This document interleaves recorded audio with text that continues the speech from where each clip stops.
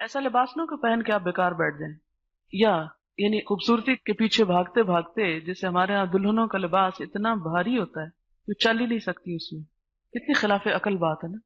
اور بھاری سے بھاری لباس زیادہ خوبصورتی کی علامت سمجھا جاتا ہے، اور اسراف کی حد ہو جاتی ہے اس میں، اور وہ بھی چند چند گھنٹے بھی نہیں، لمحے ہی کہیں جس میں وہ نمائش کی جاتی ہے اس میں اس کی بھی. آپ خود سوچیں کہ وہ ایک لباس جس سے شاید ساری زندگی کے لباس بعض اوقات بن سکیں، وہ ایک دن کے لیے. اور جب منع کیا جائے تو لوگ کہتے ہیں ایک دن کی تو بات ہے، یہ ایک ہی تو دن ہے. شادی تو ساری زندگی کا اب سودا ہو رہا ہے، ایک دن کی کہاں بات ہے. اور پھر واقعی ہماری زندگیوں میں اب بس شادی کا دن ہی خوشی کا رہ گیا ہے اور باقی لڑائی جھگڑا ہی ہے، کیونکہ ساری تیاری ایک دن کے لیے کرتے ہیں ہم، اور بعد کے لیے کوئی تیاری نہیں کرتے. ماں باپ اپنی اولاد کو نہیں سکھاتے لڑکیوں کو کہ انہیں شوہر کے ساتھ کیسے رہنا ہے، انہیں ساس کے ساتھ کیسے رہنا ہے، انہیں باقی رشتوں کا احترام کیسے نبھانا ہے، ان کی جو باقی ذمہ داریاں ہیں ماں ہونے کی حیثیت سے جو ایک لڑکی کو اپنے بچوں کی تربیت کرنی ہے، جو گھر داری ہے، وہ تو سب خواب خیال ہو گئے. تعلیم پر، تربیت پر، دین پر، اخلاق پر کوئی پیسہ صرف کرنے کے لیے نہیں ہے.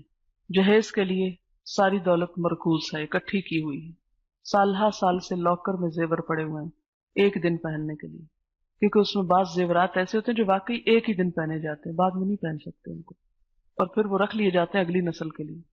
تو اس طرح ہم ایک ایسے غیر ضروری قسم کے کام میں اپنے آپ کو مصروف کیے ہوئے ہیں کہ جو خالصتاً شیطان کو خوش کرنے والا ہے. کیوں؟ ان المبذرین کانوا اخوان الشیاطین، کہ فضول خرچ لوگ شیطان کے بھائی ہیں، بھائی پورے ساتھی، رشتہ ہے ان کا شیطان کے ساتھ.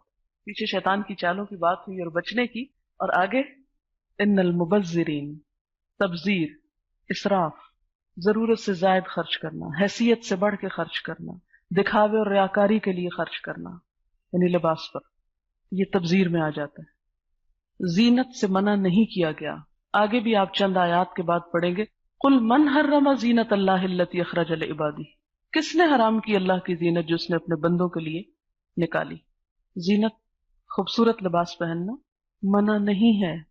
ریش سے تشبیہ دی، پرندے کے پر سے.